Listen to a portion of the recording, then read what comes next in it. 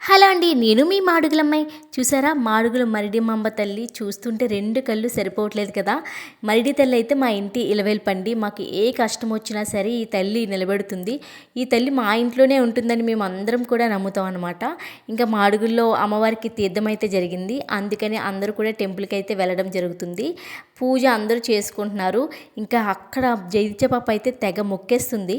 ఇక్కడ మా పాప నన్ను ఒక క్వెషన్ అయితే అడిగేసిందండి. "అదేంటమ్మా మోదకున్నమ్మ తల్లి కదా! మరిడి తల్లి అంటున్నావని" అని అడిగింది. ఎంత ఇన్నోసెంట్‌గా అడిగిందో నేనైతే స్టన్ అయ్యా ఆ క్వెషన్‌కి. ఇంక దానికైతే అమ్మ మరిడి తల్లి, నూకాలమ్మ తల్లి, మోదకున్నమ్మ తల్లి అలాగే వీళ్ళందరూ కూడా అక్క చెల్లెలమ్మ అందరూ ఒకేలా ఉంటారు. కొంచెం నువ్వు గమనించు డిఫరెన్స్ ఉంటుందని చెప్పాను. మరి దానికి ఎంతవరకు అర్థమైందో నాకైతే తెలీదు. నాకు తెలిసినంత వరకైతే చెప్పాననమాట. ఇంకా పూజ అది చేసేసుకొని ప్రసాదం తినేసాము. ఇంకా తీర్థం కాబట్టి ఇంక మా అమ్మాయికి ఏదో ఒకటి కొనాలి కదా అక్కడ. ఇంకా బోరైతే కొనుక్కుంది. దాన్ని పగలగొట్టేసింది కూడా, అది వేరే విషయం అనమాట.